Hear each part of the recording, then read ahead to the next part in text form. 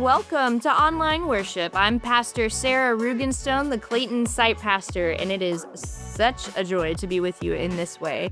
I'm going to go ahead and encourage you to subscribe to our YouTube channel if you've not done so already. Also, be sure to turn on every single notification that we have. That way, you don't miss a single thing that drops on our channel. You're also going to see a few links pop up. One is to our website. It's going to tell you a lot about the gathering, a little bit about our staff, and a whole lot about the ministries that we do here at our church. You're also going to see a link to give. That is one of our shared practices here at the gathering, and we're really grateful when you participate in our church and our ministries in this way. And if you've never done so before, we encourage you to just try it out. Also, there will be a link to connect, and that's going to get you further plugged in here at our church. We are in the midst of a series called Much Given, Much Expected. And it's been all about our church and the vision that we have for the next few years. And it's been a really exciting series to follow along with. And if you are just now popping in with us, be sure to go ahead and check out the other weeks as well. And this week, we're talking about what makes a gift generous. And so I'm really excited to hear Pastor Matt's perspective on that. And if you find this message meaningful, be sure to share it with a friend. Go in peace. Hi, everyone. Welcome to the gathering. Thank you so much for being here. So I've done a lot of stupid things in my life, but this ranks up there amongst the dumbest things I've ever done. This was years and years ago. It was Jess's birthday. Now, her birthday is in December. It's right before Christmas. I'm busy. It's a busy season. I didn't get her a gift leading up to her birthday, but I thought that's okay. I woke up that morning and I said, I'm going to get a gift today. I'll give it to her tonight. It'll be great. But then, of course, that day got busy. It got away from me. I was panicking. I didn't know what to get her. That's when I made the stupid decision. Some of you have maybe heard me tell the story before. I decided to go by Dollar Tree. I got her a card. I went to the ATM. I got $100 out of our joint checking account, by the way, and I gave her a card with cash. Let me just say it didn't go over so well. Now, there are a lot of things wrong with this particular story and that gift, but one of the lessons that I learned, and really, I want you to hear me on this. Learn from my mistake. One of the lessons that I learned, besides, not giving your wife cash on her birthday, is give the gift first thing in the morning. If you have a significant person in your life, make sure that you give them their gift very first thing in the morning, like you've actually thought about it. Because it's not just what you give that matters, but it's how you give a gift that really matters. Today we are continuing our series, Much Given, Much Expected. And next week, this whole series is going to end. It's going to culminate with a celebration by us getting a chance to make financial commitments to support the vision of the gathering over the next 2 years. It's a big decision. I know for me, I hope it's a big decision for all of you, because this commitment that we make is going to represent a ton here at the church. It's going to represent our gratitude for what God's done in our life, our desire to be part of what God's doing here at our church. It's going to represent what we're able to do over the next 2 years and what God's able to do through our church. And so next week, I'm going to ask all of us who call this church home, who love it, to make a commitment to give here at the gathering over the next 2 years. But every time I talk about generosity and giving to the church, I will inevitably have some of you rule followers who, I love you, by the way, but you'll ask me, so Matt, how much should I give? Like, what's the rule on how much I should give? And I get the question. A lot of us want to know, what is it exactly that makes a gift generous? What makes a gift generous? And it's that question that I want to answer today. What is it that makes the gifts that we give generous? And I think that question is actually at the heart of a story about Jesus. It's a very well-known story. In fact, even if you didn't grow up in church, you maybe have heard this story before. I'm going to give you the setting. It's the week before Jesus dies. He's with his disciples and he's in Jerusalem during the Passover. Now, during the Passover, people all over the place come to Jerusalem and they go to the temple and they give an offering. And so the story says that Jesus and his disciples are sitting in the courtyard outside the temple. And there would have been these big boxes alongside the courtyard on the outside of the temple, kind of like this picture that I'm showing. And people would come by and they would give their offering. And this story is a story about Jesus watching, people watching, if you will, And listen to what happens. It says, Jesus sat across from the collection box for the temple treasury, and he observed how the crowd gave their money. Now, many rich people were throwing in lots of money. One poor widow came forward and put in 2 small copper coins worth a penny. Jesus called his disciples to him and said, I assure you that this poor widow has put in more than everyone who's been putting money in the treasury. All of them are giving out of their spare change, but she, from her hopeless poverty, has given everything she had, even what she needed to live on.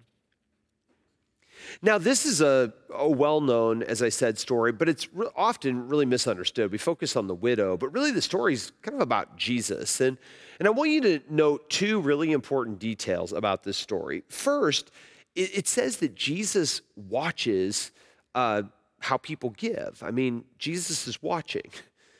And I always find that kind of interesting, that Jesus cares about the offering that people are giving. He is interested in this.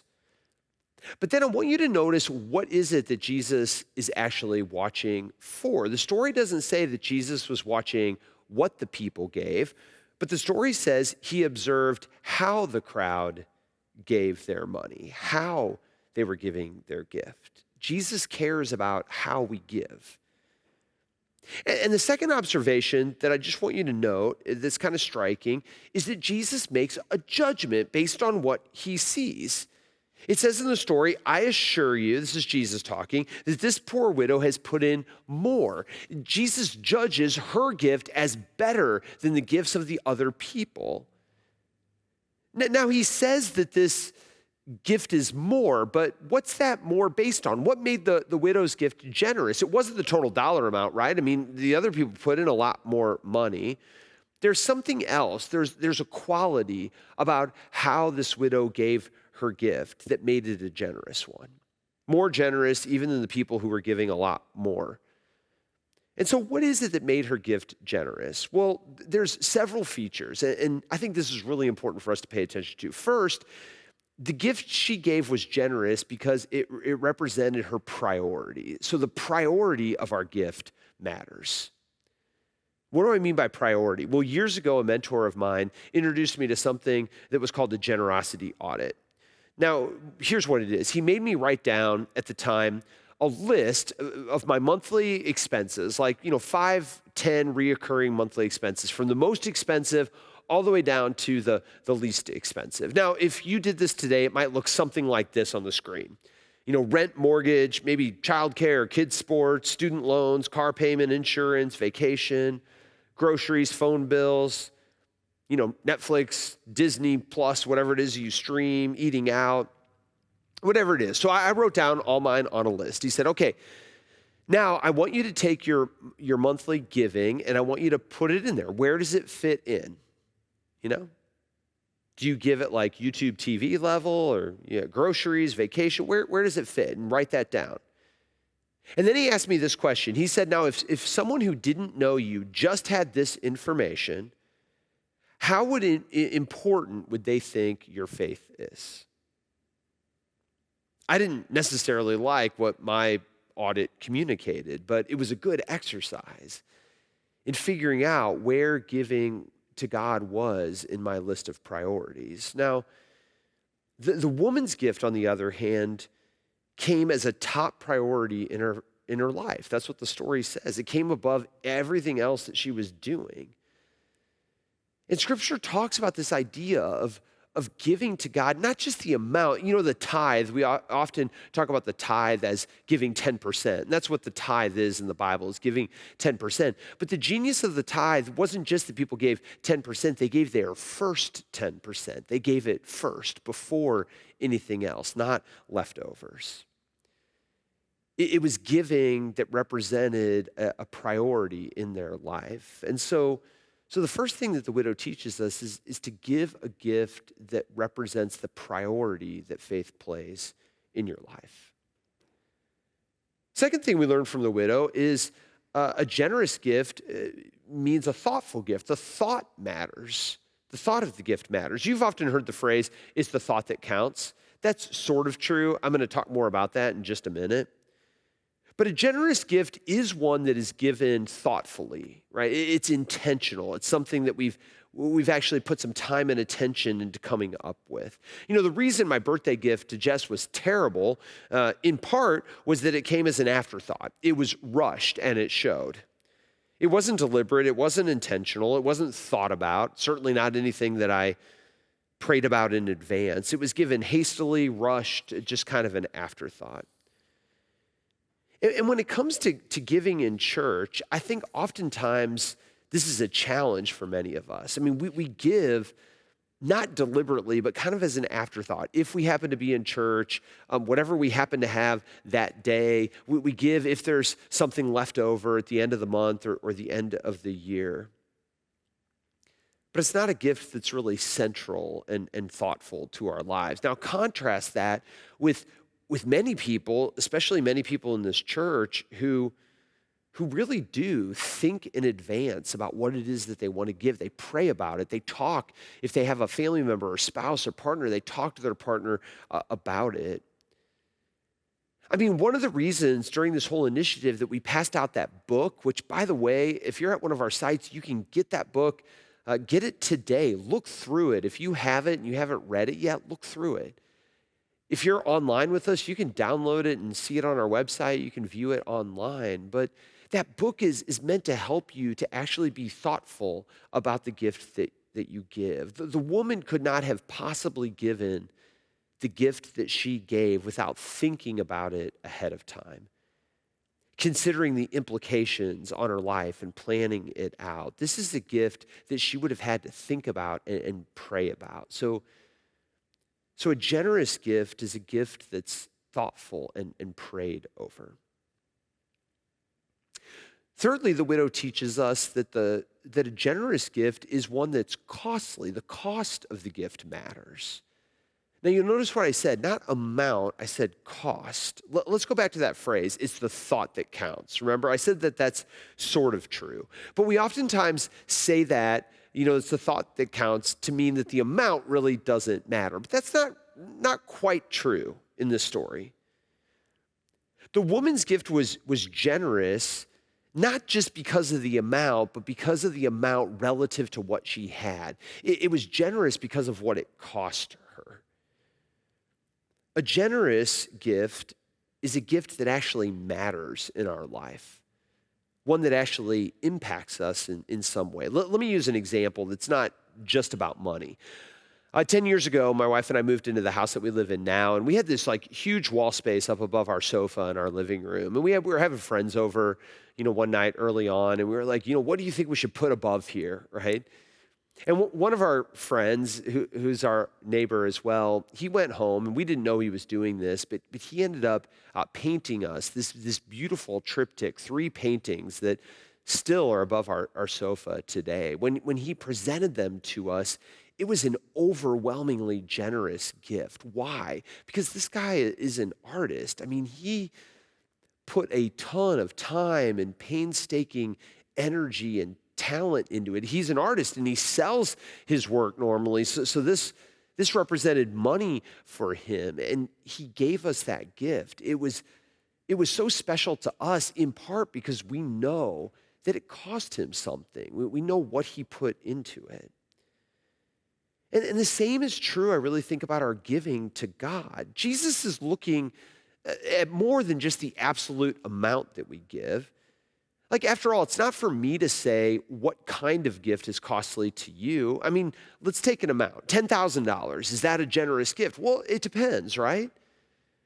I mean, if you're a family that makes $400,000 a year and you have healthy retirement and not a lot of debt, and $10,000 may not be very costly. It may not mean that you have to change anything. But if you're a single person, a single parent who's making $60,000 a year, $10,000 is extraordinarily generous.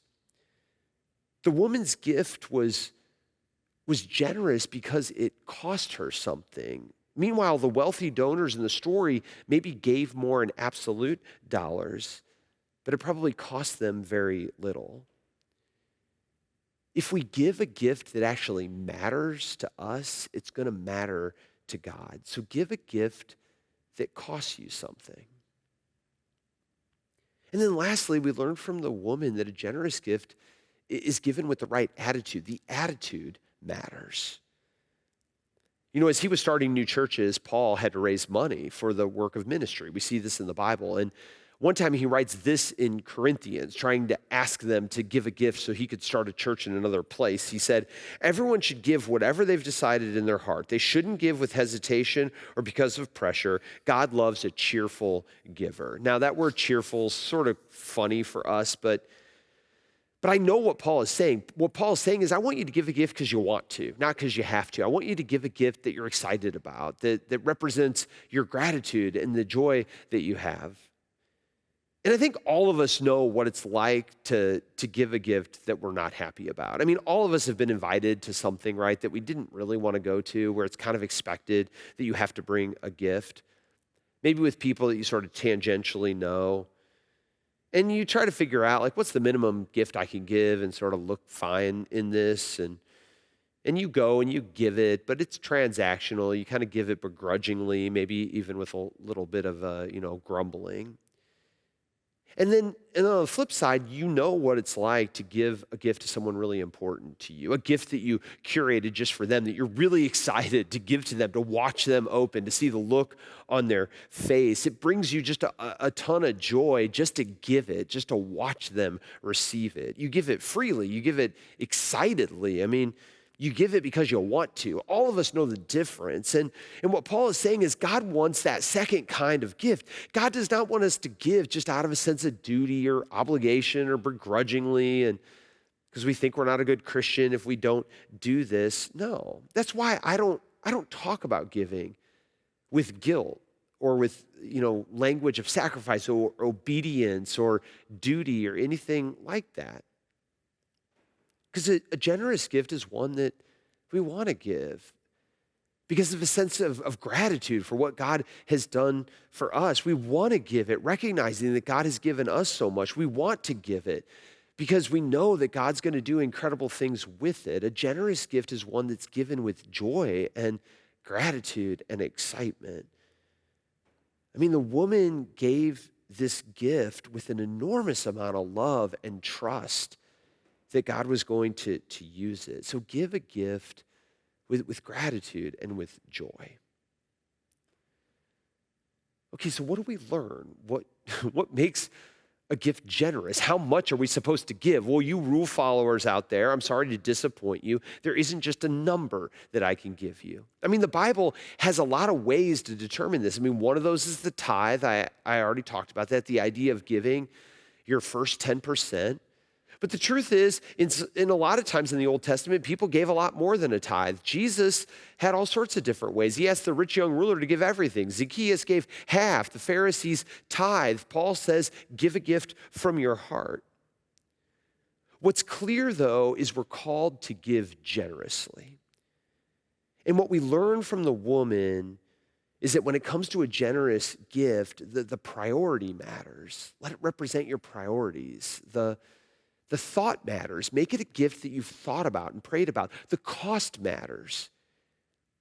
Give a gift that actually impacts your life. If it matters to you, it's going to matter to God. And then the attitude with which we give it matters. So give it joyfully. Give it out of a sense of gratitude. And just know this, if you give a gift that matters to you, it's going to matter to God. Friends, as we prepare next weekend for our commitment weekend, this is a big deal in the life of the church. It's going to, I think, really shape our lives individually, but it's also going to shape what our church looks like over the next 2 years. But these are the kinds of questions that I hope you're asking. Does my gift reflect my priorities? Is it thoughtful and intentional? Is it costly to me? And am I giving it in the right attitude? And what we're going to do is next weekend, I'm going to ask each of you to bring back the commitment that you've chosen to make, a commitment to give an amount over the next 2 years. And I want to explain this to you. First of all, if you are brand new to our church, I want you to know that I think this is a really great time to be here because you're getting to see that this is a church with vision. I hope you pick up one of those books and see the direction of where the church is going over the next 2 years. For all of you who love the church and call it home, I hope that you'll come back ready to make your commitment. Now, when you walked in, all of you should have received a card on your seat. If you're watching online, you can see the card on our app. Just go on our app, it's right there, or you can see it on our website. And let me just talk a little bit about this card so that you can understand it. If you look at that card, it gives you kind of a way of determining your gift. In that first line, you put what you normally give in a year. Like, what do you normally give this year? What will that be? And include everything, your Christmas Eve offering, your Easter offering, and just all of your regular giving. Add it up and put it in that line. If you don't give anything, put 0 there. In the next line, it says the additional amount I commit. This is the growth step. How do you want to grow next year and the year after, over the next 2 years? Just put a number. How do you want to grow in 1 year? And you put an additional amount. And then you add those up, and that's your new commitment. You multiply it by 2, and that's a 2-year commitment. Now this represents the whole of your giving, all that you're going to give to the church, including those special offerings. You'll see on that next line, it says a stored resource gift. I love this line actually, because a lot of us, we give out of our income, but we also just like have stuff.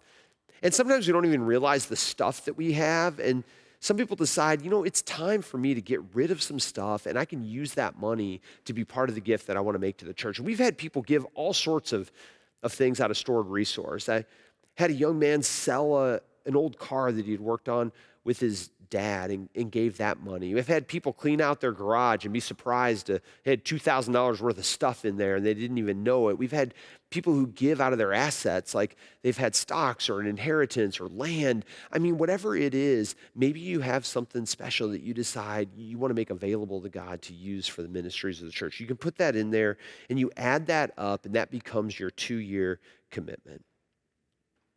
Of course, you can fill in your information below. And so I wanted to explain that to you, and I hope you will take this card home with you. There is one online, but it's not in your book. Please take this home and talk about it. Come back next week ready to turn it in. But let me remind you one more time of the goal that we're trying to reach. I said that we're trying to reach a goal of $10 million over the next 2 years. That would allow us to not only do everything that we currently do, but to invest in strengthening our foundation, to fuel areas of growth in our church, and to enlarge our footprint. I want to show you this chart because for me, this chart's really important. It shows you that every single gift here matters. Sometimes there's this myth that the bigger the church is, they don't really need my gift. It's not that important. But the truth is, the bigger we get, the more that we need all of us to participate. You'll see on there's gifts on the very, very high end. And there's a lot of gifts that are more doable for so many of us. Whatever it is that you give, your gift really does matter. And I've been challenging people to take a step and to grow wherever you are on this. All right, last Tuesday night, and I'm going to close with this, some of our leaders here at the church came together to give their gift early. They wanted to do this, an opportunity to go first, and I wanted to just show you some of what the cards looked like. I asked for their permission. I'm not going to include their names, but it just gives us an example of what this can look like. This first card I want to show you, it comes from a single woman. And she decided to take this step to begin, really for the first time, giving consistently, giving regularly, to automate giving. And she decided to grow 50% from $1,500 a year to $2,250 a year. That's a growth of 50%, a generous gift. This next card was given by a young family. They have 3 kids. They're doing all the things. And those of you with kids know what that comes with. And I love this card because even while they were listening to me talk, they were scribbling out what they were going to give, and they decided, I think we can do more. And you can just see that on the card, and I love that they gave me that note. But afterwards, this is what they said to me. They wrote to me, and they said, we chose to give at this level, not only to further the mission of the church, but to also not let us forget how truly transformational this church has been in our lives. Reminding ourselves to be in a posture of gratitude helps us to be more generous with what we've been given. We're so proud and grateful to be a part of this church. I just love the heart behind the gift. And then just a last example, this is a retired couple in our community. They don't have any kids, and they're giving out of retirement, out of Social Security, fixed income, and they are more than doubling their annual gift. It's an extraordinary growth step. And this is what they told me. They said, we feel so blessed to be part of the Gathering community. The people we have met here have enriched our lives more than we could have ever imagined. We increased our giving so our church can continue to change lives and bring more people closer to Jesus. The happiness it brings to us is just an added bonus. Now, these cards just represent like a few of the 52 or so families or households that made a commitment to give early to the Gathering. I love sharing those because it's not just about the amount, it's about the story. Every gift has a story behind it, and I love to hear that. But here's the most exciting part. Just from those 52 people or families, we already have $4 million committed toward our $10 million goal. It's so exciting to me to already have that kind of generosity, and now the rest of us get to follow. We get to come in behind that and get to that goal of 10 million. I think we can. Let me just close with my hope. As I said, if you're new today, I hope this excites you, actually. I want you to be here today because I want you to know we have a vision, an exciting vision here at the Gathering, and we have a generous church that wants to support it. That's the kind of place that I want to be a part of. For all of you who call the Gathering home, I hope you accept that challenge that Jesus gives us, not to keep everything that we have for ourselves, but to give some of it away, to consider how our lives have been blessed and to decide to be a blessing in the lives of others. We're not going to do these things that we've outlined unless we can. So your gift really does matter. It's going to shape what this church ends up looking like over the next 2 years. So please take that card home. Spend some time talking and praying about it if you have other people in your family. And come next week ready to make a commitment to give generously over the next 2 years. A commitment that represents your priorities, that's thoughtful, that's costly, that's given with joy and gratitude. And as we close, I can talk about why I want this for us and for our church, why I give, but I thought that you might love to hear from some of those leaders that have gone first about why it is that they give, why they're excited about what's happening here at the Gathering. Just check this out. I made a financial commitment because I believe in the ministries that the Gathering does, and I believe in what this church is doing, and I want to see more of it. I'm giving to the Gathering because there's a clear plan, and that plan has delivered time and time again, and this is a great opportunity to see an even bigger plan come to life. I give to the Gathering because I feel that my resources are better with more people involved. So the more I can give, the more others can give, it just makes for better work. Hey, I give to the Gathering because this place literally saved my life. I could not say enough good things about it. It's not because I work here, it's because the community that I found here. We've made a financial commitment to the Gathering because of all the work it's done to enhance our lives, and we know it is going to make a big change and many, many more. We give to the Gathering because the Gathering created space for us to be closer to God, and we want to be part of creating that space for others. I give because I'm in a period of time where I'm questioning my faith, and they give me the opportunity and give me the support, and I want them to be able to give the support to others as well. I just hope by giving that, I remember how transformational the Gathering was when we found it several years ago, and just hope that that can be extended to new people going forward. What excites me most about the future of the Gathering is all the people who are going to get to know Christ through this charitable giving. Just cannot wait to meet all these new people. There's a saying in Spanish that cada grano de arena, like every person gives their grain of sand. I want my grain to count.